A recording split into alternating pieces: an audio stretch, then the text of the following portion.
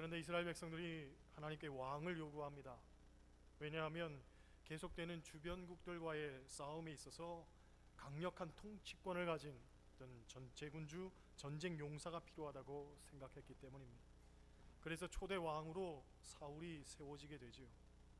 그런데 사울이 왕이 된 지 32년이나 되었지만 여전히 외적과의 전쟁에 시달려야만 됐습니다.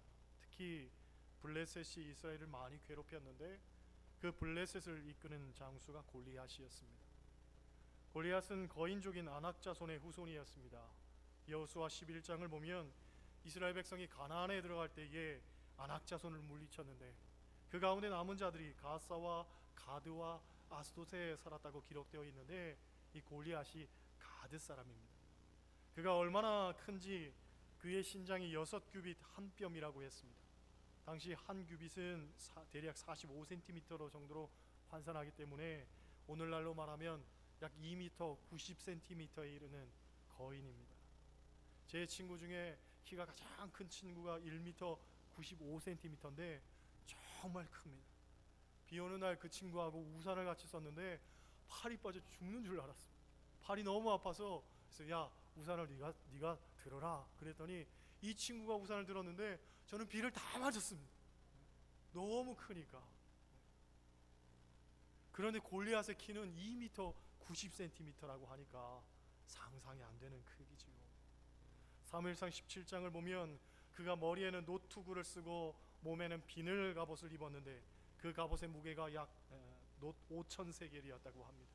당시 한 세겔의 무게가 11.5g이었기 때문에 5,000세겔이면 약 57kg에 달하는 그런 무게입니다. 거기다가 다리에는 놋 각반을 쳤고 어깨 사이에는 놋 단창을 메었다고 합니다. 그가 든 창자루는 배틀채 같았는데 창날만 철 600세겔이었다고 합니다. 학자들에 의하면 이 무게를 도합해서 총 합하면 약 90kg 정도 되었다고 합니다. 엄청난 무게의 갑옷과 그리고 무기를 갖고 있었던 거죠. 그 무게를 감당할 정도니까 골리앗이 가지고 있는 힘은 정말 어마무시했을 겁니다. 그런 골리앗이 이스라엘 백성이 진치고 있는 엘라 골짜기 앞에서 약 40일간을 외치면서 이스라엘을 위협하고 있었습니다. 온갖 위협과 모멸과 수치를 주는데도 누구 하나 나서지를 못하는 거예요. 왜냐하면 도무지 승산이 없으니까, 싸워서 이길 수가 없으니까 저마다 두려움에 떨고만 있는 거죠. 이런 무정적 상황 속에서 다윗이 등장을 하게 된 겁니다. 다윗은 이새의 8아들 가운데 말째였고 들에서 양치는 목동이었습니다. 정말 누구도 예측하지 못했던 그런 인물이죠. 그러나 이 다윗에게는 무엇이 있었냐? 믿음이 있었다는 거예요. 믿음이. 많은 사람들은 골리앗과 자기를 비교했죠. 골리앗에 비하면 나는 너무나 보잘것없었던 거예요. 그런데 다윗은 누구와 비교를 하냐면 골리앗과 자기 안에 있는, 그리고 나를 도우시고 나를 지키시는 하나님과 비교를 한 거예요. 그러니까 골리앗이 아무것도 아닌 것처럼 느껴지게 된 거죠. 때문에 전쟁에 감히 나아갈 수 있었던 거예요. 여러분, 이것이 중요합니다. 믿음이 없는 사람은 모두 메뚜기 신드롬을 가지고 삽니다. 메뚜기 신드롬이란 이스라엘 백성들이 거인족 아낙 자손을 보았을 때에 우리는 메뚜기와 같아 하고 표현한 그것에 기인합니다. 그러나 다윗은 골리앗이 아무리 커도 자기 뒤에 있는 하나님과 비교하면 정말 아무것도 아닌 존재라고 여겼던 거지요. 그렇지요? 우리의 시선이 어디에 가 있는가가 중요합니다. 나에게 가 있으면, 나의 형편에 가 있으면, 나의 상황에 가 있으면 항상 우리는 부정적 생각을 극복하기 어렵습니다. 그러나 정말로 가장 크시고 우리와 함께 하시며 우리를 사랑하시고 우리를 도와주시는 하나님께 시선이 가 있으면 무엇이든지 가하고 능한 줄로 믿습니다. 다윗이 골리앗을 향하여서 담대히 나아가는데 그의 길을 가로막는 사람이 있었습니다. 사울도 아니고 이스라엘 장수도 아니고 누구였습니까? 자기의 큰형이었습니다. 집안에 있는 큰형. 사무엘상 17장 28장을 말씀 보면 큰형 엘리압의 충고가 나옵니다. 큰형 엘리압이 다윗이 사람들에게 하는 말을 들은지라 그가 다윗에게 노를 바라 이르되 네가 어찌하여 이리로 내려왔느냐? 들에 있는 양은 누구에게 맡겼느냐? 나는 내 교만과 내 마음의 완악함을 아노니 네가 전쟁을 구경하러 왔노라. 큰 형이 가로막는 거예요. 신학자들은 이것을 가리켜서 맏형 증후군이라고 합니다. 자기는 나서지도 못하고 싸우지도 못하면서 오히려 믿음 가지고 있는, 그래서 전쟁하러 가는 다윗을 가로막고 찬물을 끼얹고 길을 꺾어 놓으려고 하는 것, 맏형 증후군이라는 거예요. 정말 싸워야 하는 상대는 골리앗인데 골리앗과는 싸울 엄두도 못 내면서 다윗만 남으라는 거예요. 이런 맏형 증후군은 우리가 사는 곳이라면 어디서든지 흔히 볼 수 있는 현상이라고 합니다. 회사에 가면 그런 사람들이 있잖아요. 일도 못하는 고참이 신참 불러놓고서 훈계합니다. 네가 이 회사 입사한 지 얼마나 됐다고 아주 시건방을 떨고 앉아있냐? 나서지 말고 가만히 있어라. 교회에서도 그런 사람들 볼 수 있습니다. 교회 나온 지 얼마나 되었다고 저 인간이 설치고 다니나? 자중 좀 하지. 은혜 받은 사람이 은혜가 넘쳐서, 그래서 너무 감사해서 일 좀 하려고 하면 못하게 텃세를 부리는 거죠. 자기는 못하면서 남도 못하게 하는 거예요. 바로 맏형 증후군입니다. 엘리압이 다윗을 무시하니 이것을 본 사울도 다윗을 무시하는 거예요. 너는 소년이고 골리앗은 어려서부터 용사인데 내가 어찌 나설 수 있냐, 어찌 싸울 수 있냐 하고 이야기하죠. 여러분, 이런 부정적 생각은요 항상 전이 되기 마련입니다. 무시하고 업신여기는 것을 본 사람은 똑같이 대하는 거예요. 우리 주변을 보면 쉽게 알 수 있지요. 남편이 부인을 무시하는데 그런 부인이 시댁에서 대접받을 수가 없는 일입니다. 또 남편을 부인이 무시하는데 그런 남편을 자식들이 존중할 리가 없습니다. 일터에 나가서 하루 종일 뼈 빠지게 일을 하지만 부인이 남편을 무시하면 그렇게 일을 열심히 하고 고생하는 아버지의 수고를 자식들은 하나도 몰라줍니다. 교인이 목사를 업신여기면 그런 목사를 그 교인의 자식들이 존중할 리가 없습니다. 존경할 리가 없습니다. 또 목사가 교인을 부끄러워한다면 다른 이들이 그 교회를 신뢰할 수가 없는 거예요. 그렇죠? 여러분, 우리가 맏형 증후군에서 벗어나야 됩니다. 깎아내리고 못하게 막는 게 아니라 자꾸 돋아주고 격려해주고 칭찬해주면서 일할 수 있는 분위기를 만들어야 되는 겁니다. 내가 못하는 일을 누군가 해준다면 얼마나 고마운 일입니까? 그렇죠? 함께 어우러져서 한 교회를 이루어간다면 얼마나 감사한 일입니까? 왜 시건망 떠냐? 왜 꼴값하냐? 왜 나대냐? 나서냐? 이런 말은 마땅치 않습니다. 더욱더 일을 잘 할 수 있고 함께 할 수 있는 일들을 우리가 모색해야 될 줄로 믿습니다. 할렐루야. 32절 말씀 한번 보세요. 32절, 사무엘상 17장 32절 같이 읽습니다. 다윗이 사울에게 말하되 그로 말미암아 사람이 낙담하지 말 것이라 주의 종이 가서 저 블레셋 사람과 싸우리이다. 할렐루야. 다윗이 사울에게 낙심하지 말라고 합니다. 낙담하지 말라. 그런데 여러분 생각해 보면 굉장히 재미있는 순간입니다. 사울은 어른입니다. 다윗은 아이지요. 사울은 왕입니다. 다윗은 양치는 목동입니다. 사울은 다윗을 먼저 보았을 때 업신여기는 마음이 들었습니다. 그런데 오히려 다윗이 사울을 위로하는 거예요. 낙담하지 마세요. 낙심하지 마세요. 제가 가서 이기겠습니다. 사람의 상식으로 보면 굉장히 주제넘는 일이지요. 그렇죠? 아이가 어른에게 와서 낙심하지 마세요 한다는 게 얼마나 주제넘는 일입니까? 그런데 하나님의 눈으로 보면 그게 가다는 거예요. 왜? 왕도 한 인간이잖아요. 연약한 사람이잖아요. 사울도 지쳐 있었고 낙담해 있었기 때문에 누군가의 위로가 필요했단 말이지요. 하나님께서 다윗을 통해서 그를 위로하시는 거예요. 그렇죠? 이렇게 다윗의 위로를 받은 사울 왕이 마음이 열렸던 것 같아요. 그래서 사울이 다윗을 드디어 전쟁터로 내보냅니다. 비록 그 작은 아이를 내보내지만 마음이 안쓰러웠던 것 같아요. 그래서 자기의 갑옷과 무기를 주어서 전쟁에 내보내려고 했습니다. 사실 이것은 지금의 상황이 어떠한가를 우리가 미루어 짐작해 하는 상황이지요. 오죽했으면 그 작은 아이에게 왕의 갑옷과 왕의 무기를 들려가지고 내보내려고 했겠습니까? 방법이 없었다는 거예요. 정말 사방이 꽉 막힌 그런 순간이었습니다. 어쩔 수 없이 다윗을 내보내는 거란 말이죠. 그런데 여기서 중요한 게 있습니다. 그렇게 왕이 왕의 갑옷과 왕의 무기를 주는데 다윗이 그 갑옷을 입어보고서는 이게 나에게 맞지 않다는 것을 생각하게 됩니다. 그리고는 정중히 거절을 하지요. 이건 내 몸에 안 맞는다는 거예요. 이건 내 무기가 아니라는 거예요. 그러니까 나는 이것을 벗어놓고서 가겠다는 거죠. 나는 나만의 방식, 나만의 무기를 가지고 싸우겠다는 거예요. 그리고는 갑옷도 없이 목동의 옷을 입고 물맷돌만 주머니에 넣고서는 그리고 골리앗과 싸우러 갑니다. 그가 양을 칠 때에 사자와 곰이 달려들면 내가 그것을 가지고 때려 눕혔던 그 방법을 택한 거지요. 사실상 이것은요, 전쟁에 있어서는 전혀 다른 방법이었습니다. 전쟁은 칼과 창으로 서로 겨루는 것이었는데 다윗은 누구와 싸우러 가는 거예요? 짐승과 싸우러 가는 거예요.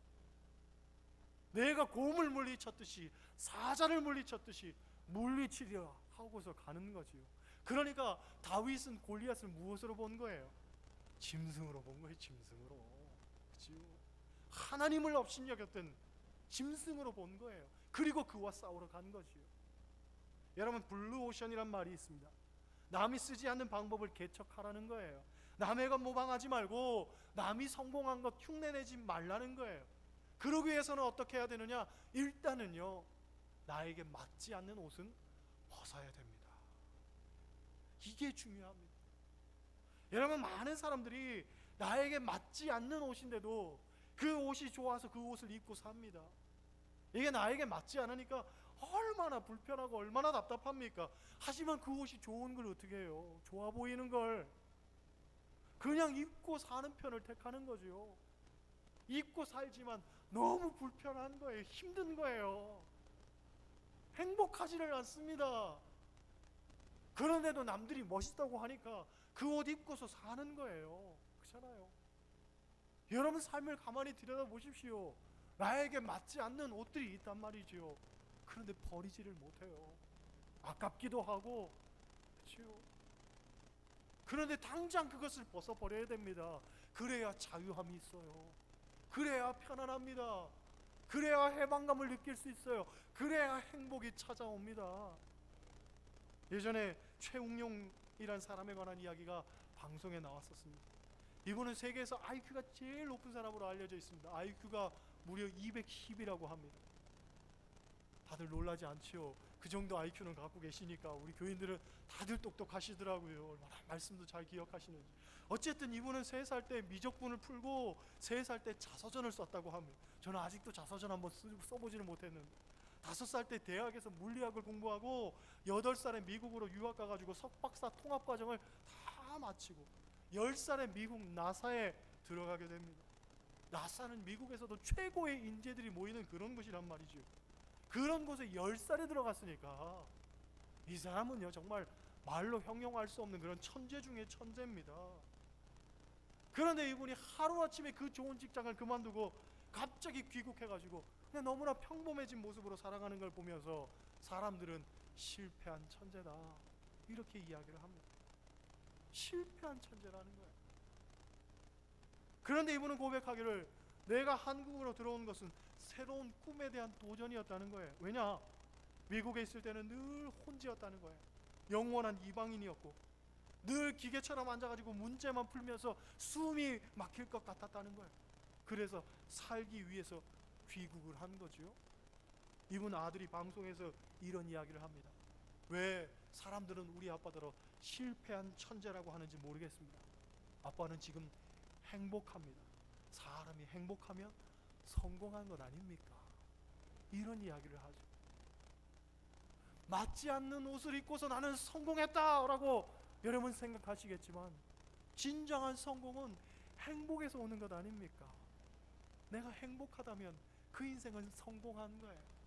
하지만 내가 멋진 옷을 입었는데도 내 삶이 늘 불편하고 불행하다면 그건 성공한 인생이 아니지요.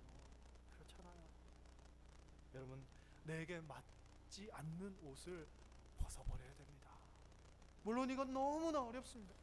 사람들의 시선, 사회적인 어떤 편견, 성공에 대한 사회적 통념, 우리가 당연하게 생각하는 어떤 전통들이나 관습들, 그런 것들로 하여금 사람들이 맞지 않는 옷에 대한 동경을 갖게 되는 거죠.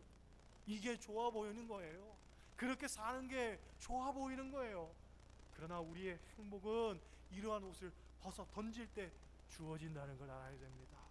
행복은 내게 맞는 옷이 무엇인지 알고 그 옷을 입고서 자족하며 사는 사람들, 그 사람에게 주어지는 거란 말이지요. 할렐루야. 다윗에게는 가장 좋은 갑옷, 가장 좋은 칼과 방패가 주어졌습니다. 금으로 만들었을지 모릅니다. 보석이 박혀 있을지 모릅니다. 그 어떤 것보다도 화려했을지 모릅니다. 하지만 중요한 건 내 옷이 아니라는 거예요. 나에게는 맞지 않다는 거예요. 그래서 이것들을 다 벗어버리고 자기가 가장 잘 활용할 수 있고 잘 쓸 수 있는 물맷돌 가지고 가지요. 이 물맷돌 가지고는 실패한 적이 없습니다. 이 물맷돌 가지고는 어떤 짐승들과도 다 상대했습니다. 그러니까 이 물맷돌을 들고 가는 거죠. 골리앗이 봅니다. 갑옷도 입지 않고 창도 들지 않고 어떤 무기도 들지 않은 작은 꼬마 소년이 자기와 싸우러 오는 거예요. 얼마나 우습고 얼마나 그냥 당황했겠습니까? 43절 44절 한번 보겠습니다. 43절 44절 같이 읽습니다. 블레셋 사람이 다윗에게 이르되 네가 나를 개로 여기고 막대기를 가지고 내게 나왔느냐 하고 그의 신들의 이름으로 다윗을 저주하고 그 블레셋 사람이 또 다윗에게 이르되 내게로 오라 내가 네 살을 공중의 새들과 들짐승들에게 주리라 하는지라. 할렐루야. 골리앗은 다윗의 이 허술한 모습 보고서 정말 가소로워서 모욕적인 저주를 했는데 나중에 그것이 바로 자기를 저주하는 것이 되었습니다. 자기에게 돌아왔습니다. 여러분, 우리가 인생을 살다 보면 그런 경우들이 있잖아요. 제가 서울에 있을 때에 교회 학교 교장을 맡고 있던 장로님이 변호사였는데 이런 이야기를 합니다. 어려서 가난해가지고 시골 고등학교 나오고 대학에 진학하지를 못했습니다.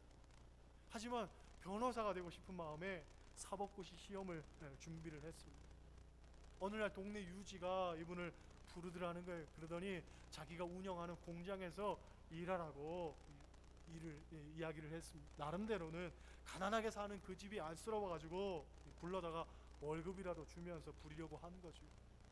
그런데 이 장로님이 하는 얘기가 나는 꿈이 있기 때문에 저는 공부해야 되겠습니다.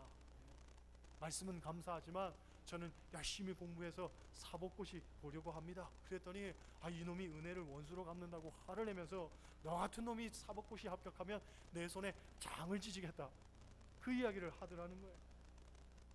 이 말 듣고서 오히려 도전을 받아가지고 내가 시험에 꼭 합격하리라 마음먹고서 그날 집에 와가지고 무엇을 했냐면 눈썹을 밀어버렸다는 거예요. 눈썹을.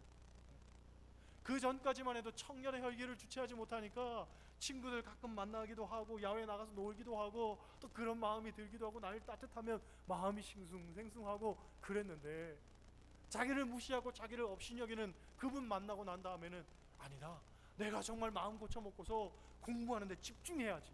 그리고선 눈썹을 밀어버리니까 그 다음 밖으로 나갈 수가 없는 거예요. 그렇죠? 창피해서 방 안에 틀어박혀가지고 열심히 공부만 했더니 결국 사법시험에 합격해서 변호사가 됐습니다. 재미있는 건 나중에 이 동네 유지가 말이죠, 자식이 사고를 쳐가지고 감옥 가게 됐는데 그 문제 좀 해결해 달라고 같은 동네 사람이라면서 장로님을 찾아왔더라는 거예요. 내 손에 장을 찢겠다고 한 그 사람이 찾아와가지고 자식 때문에 애걸복걸 하는 걸 보면서 야, 인생이 이럴 수도 있구나, 그런 생각을 했답니다. 우리가 사람을 또 그 사람의 인생을 함부로 평가해서는 안 됩니다. 그렇지요? 어떻게 될지는 아무도 모를 일입니다. 골리앗이 다윗을 저주했는데 그 저주한 말이 자기에게 돌아올 줄이야 상상이나 했겠습니까? 그렇잖아요. 46절 47절 보겠습니다. 46절 47절 같이 읽습니다. 오늘 여호와께서 너를 내 손에 넘기시리니 내가 너를 쳐서 내 목을 베고 블레셋 군대의 시체를 오늘 공중의 새와 땅의 들짐승에게 주어 온 땅으로 이스라엘의 하나님이 계신 줄을 알게 하겠고 또 여호와의 구원하심이 칼과 창에 있지 아니함을 이 무리에게 알게 하리라. 전쟁은 여호와께 속한 것인지 그가 너희를 우리 손에 넘기시리라. 아멘. 이것은 다윗의 말이기보다는 성령이 하신 말씀이다 라고 신학자들은 이야기를 합니다. 왜냐하면 이건 말이라기보다는 선포에 가깝거든요. 여러분, 우리 그리스도인은 언제나 이런 영향력 있는 믿음의 말을 하고 살아야 될 줄로 믿습니다. 감자탕 교회로 알려진 광염교회 조현삼 목사님이란 분이 말의 힘이라는 책을 썼습니다. 이분이 성경을 읽다가 어떤 구절을 대하게 되냐면 너희 말이 내 귀에 들린 대로 내가 너희에게 행하리라. 그 말씀을 대하게 되었습니다. 너희 말이 내 귀에 들린 대로 내가 행하겠다. 이 하나님의 말씀에 충격을 받고서 25년 동안 말에 관한 성경 말씀을 연구하고 모아가지고 펴낸 책이 말의 힘입니다. 성경은 말의 힘이 얼마나 큰 것인지 보여주는 책이라는 거예요. 결론은 그렇습니다. 결론은 감사는 행복 언어다. 감사는 성공 언어다. 감사는 생명 언어다. 감사는 치료 언어다. 믿음과 감사는 비례한다. 그래서 믿음도 행복 언어다. 믿음도 성공 언어다. 믿음도 생명 언어다. 믿음도 치료 언어다. 곧 믿음의 사람은 믿음의 말을 하고 믿음의 사람은 감사의 말을 해야 된다는 거예요. 불평의 말을 하고 불신앙의 말을 한 사람은 항상 그대로 되더라는 거예요. 또 반면에 믿음의 말을 하고 감사의 말을 하는 사람은 또 그 말대로 되더라는 거예요. 여러분, 어떤 순간에도 우리는 믿음의 말을 하고 긍정의 말을 하고 감사의 말을 해야 될 줄로 믿습니다. 그러면 그렇게 된다는 거예요. 오늘 다윗도 선포하잖아요. 여호와의 구원하심이 칼과 창에 있지 아니함을 이 무리로 알게 하리라. 전쟁은 누구에게 속하였은지 여호와께 속한 것인지. 전쟁은 무기에 속한 것도 아니고 전쟁은 지략에 속한 것도 아니고 전쟁은 전술에 속한 것도 아니고 전쟁은 하나님께 속한 것이라는 거예요. 그러면서 담대하게 나아가지요. 무엇을 들고 나갑니까? 물맷돌 5개를 들고 나갑니다. 성경학자들은 여러 가지로 이 왜 다윗이 물맷돌 5개를 들고 나가는가 추측을 합니다. 모세오경이 5권이기 때문에 5개를 들고 나갔다. 또는 블레셋 거인 장수가 5명이었기 때문에 5개를 들고 나갔다. 뭐 이런저런 이야기를 하지만 너무 비약적인 것 같고요. 제가 생각할 때는 그냥 습관적으로 5개를 들고 나갔던 것 같습니다. 늘 하던 대로는 익숙한 대로 준비한 대로 내가 가장 잘할 수 있는 방법대로 바로 그런 이야기지요. 사실 골리앗은 완전 무장을 하고 나왔습니다. 투구를 쓰고 갑옷을 입고 방패를 들고 당시 전쟁 방식으로 보면 빈틈이 없었죠. 그런데 이건 어디까지나 사람을 상대로 싸우는 것에 대비한 방법입니다. 사람이 볼 때에는 빈틈이 없었지만 하나님 보실 때에는 빈틈이 많아도 너무 많았던 거죠. 더구나 다윗이 이 골리앗을 사람으로 보고 간 게 아니잖아요. 짐승으로 보고 간 거예요. 맹수로 보고 간 거예요. 그의 눈에는요 빈틈이 딱 들어온 거죠. 그죠? 그래서 물맷돌을 던집니다. 어디를 향해서? 골리앗의 이마를 향해서. 믿음 없는 사람들은 어떤 생각을 합니까? 골리앗의 이마를 맞추기가 너무 어렵다라고 생각하겠죠. 하지만 믿음 있는 사람은 골리앗이 큰 만큼 이마도 훤하니 넓다. 저거 얼마든지 내가 맞추겠다. 그런 생각을 하겠죠. 그렇잖아요. 여러분, 골리앗과 다윗이 어떤 점에서 달랐던가 우리가 분명히 보아야 됩니다. 우리도 무언가 다른 점을 갖고 살아야 됩니다. 그죠? 자기만의 강점, 자기만의 무기를 갖고 싸워야 되는 거예요.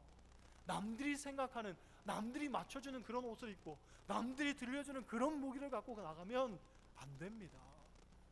그건 나에게 있어서 너무나 불편한 것이고 너무나 어려운 싸움입니다. 그 싸움은 승리할 수가 없습니다.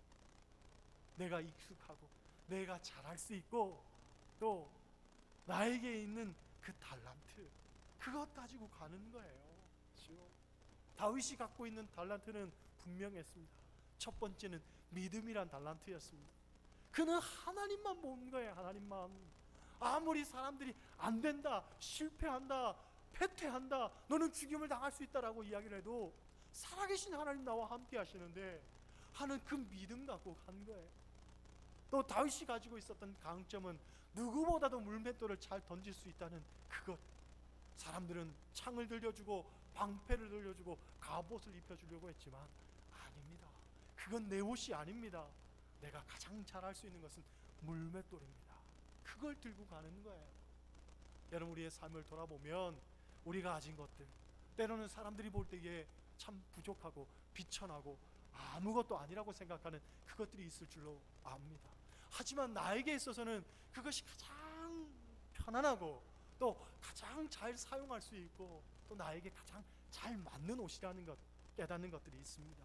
그렇다면 그것 가지고 싸우는 겁니다.